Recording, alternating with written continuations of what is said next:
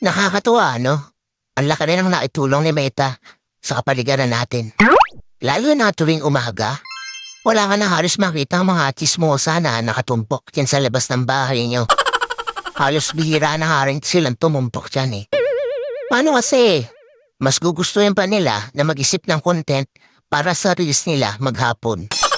Oo, ayaw na nila makipagchismisan o makitumpok dyan sa labas ng bahay nyo. Actually, yung atensyon nila imbis na makipagchismisan, napunta na lang talaga sa pagre-reels. At ito pa ha, imagine ninyo.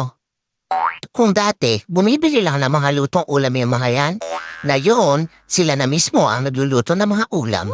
At kahit pritong itlog, inire-reels pa. Ganon kahusay si Meta. At ito ang pinakamalupit. Kung yung dati yung asawa mo tinatalahan ka sa tuwing uuwi ka, ngayon, hindi mo na makausap. Kasi busy na sa pagla-live o hindi kaya busy sa panonood ng live. At ang mas matindi, hanggang madaling araw, nakikipag-engage na lang siya dahil wala na siyang pakialam sa'yo. Ang husay ni Meta, no?